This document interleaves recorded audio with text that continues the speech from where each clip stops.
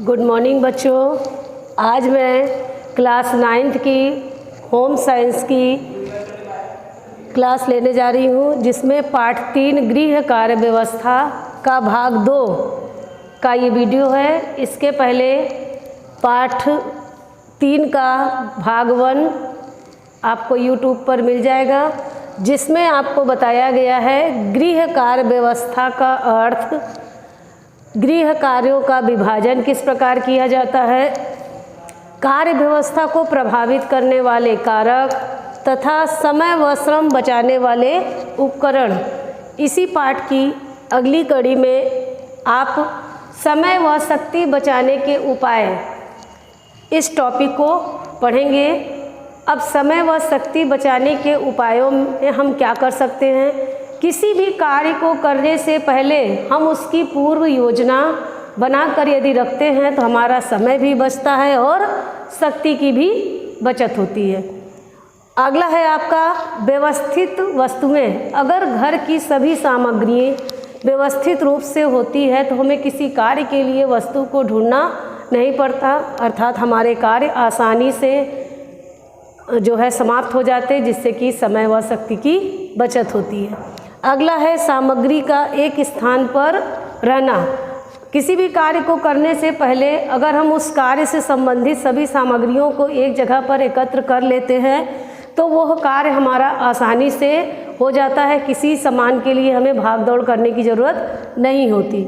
अगला है आपका उपकरणों का प्रयोग। अब समय व श्रम बचाने वाले उपकरणों के बारे में आपको पहले बताया जा चुका है। यदि इन उपकरणों का प्रयोग हम लोग कार्य को करने में करते हैं तो हमारे सभी कार्य आसानी से और कम समय में पूरे हो जाते हैं। अगला है सरलतम विधि। किसी भी कार्य को करने की अगर श्रेष्ठतम व सरलतम विधि का प्रयोग करते हैं या आप किसी कार्य को करते हुए एक्सपर्ट हो जाते हैं तो वही कार्य हमारा बहुत जल्दी समाप्त हो जाता है।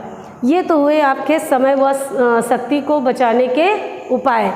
अब किसी भी घर की कार्य व्यवस्था को सुचारू रूप से संचालित करने के लिए हमें साधन की आवश्यकता होती है। साधन मीन्स होता है धन।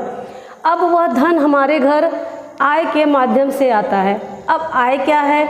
आप जानते हैं कि कोई भी व्यक्ति जब एक निश्चित समय पर आर्थिक परिश्रम करके जो धनराशि प्राप्त करता है उसे हम लोग अपने घर में आय के रूप में प्राप्त करते हैं। अर्थात आय की आपकी परिभाषा हो गई पारिवारिक आय, निश्चित अवधि में अर्जित की जाने वाली वह धनराशि है जो व्यक्ति के आर्थिक प्रयत्नों यानी मेहनत के फलस्वरूप प्राप्त होती है, उसे हम कहते हैं पारिवारिक आय। आय 2 प्रकार की होती है। पहला है प्रत्यक्ष आय या उपार्जित आय। प्रत्यक्ष या उपार्जित आय का मतलब है कि कोई व्यक्ति जब आर्थिक प्रयत्नों के फलस्वरूप माह के अंत में जो नगद धनराशि प्राप्त करता है उसे हम कहते हैं प्रत्यक्ष या उपार्जित आय। जैसे कि नौकरी करने पर सैलरी प्राप्त होती है, एक नगद धनराशि प्राप्त होती है, तो उसे हम कहते हैं प्रत्यक्ष या उपार्जित आय। दूसरा है अप्रत्यक्ष या अनुपार्जित आय। यह भी आर्थिक प्रयत्नों के फलस्वरूप प्राप्त होती है, किंतु यह नकद धनराशि के रूप में प्राप्त नहीं होती, यह सुविधाओं के रूप में प्राप्त होती है।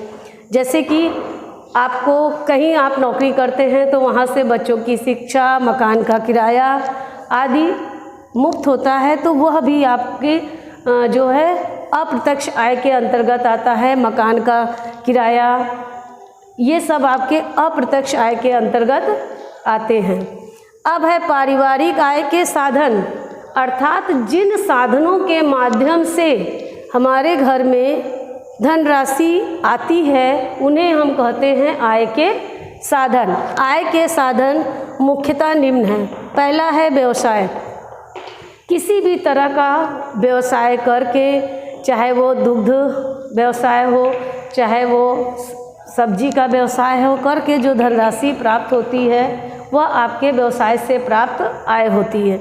दूसरा है मजदूरी।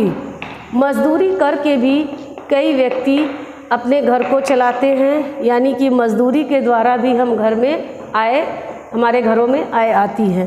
अगला है वेतन। वेतन जो है वो सरकारी नौकरी करने वाले, प्राइवेट नौकरी करने वालों को मंथली जो धनराशि प्राप्त होती है उसे हम लोग वेतन कहते हैं। यह भी हमारी आय का एक साधन है। अगला है आपका किराया। कई बार लोग अपने घरों को किराए पर उठाते हैं तथा दुकानों को किराए पर उठाकर जो धनराशि प्राप्त करते हैं वह उन्हें किराए के रूप में प्राप्त होती है, वो भी एक आय का साधन है। अगला है उपहार।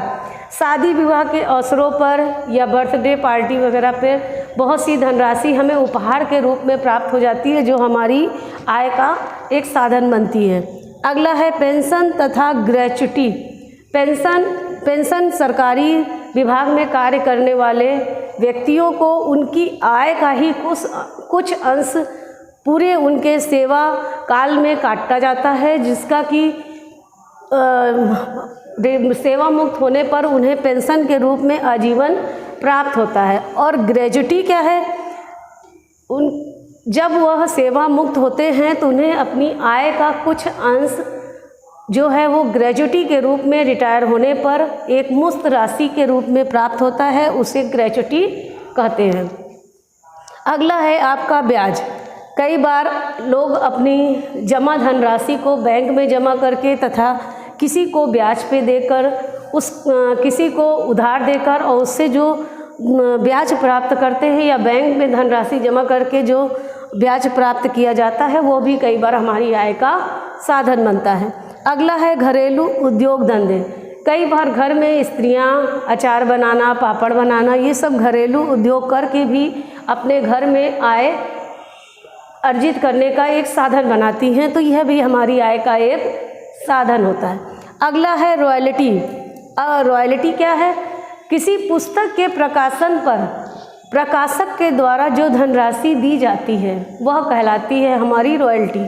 यानी बुक को लिखकर जब कोई लेखक प्रकाशक को देता है कि इसे छपवा दीजिए, तो प्रकाशक उसे कुछ मुफ्त धनराशि देता है, जिसे रॉयल्टी कहते हैं। तो इन माध्यमों से हमारे घर में आय आती है।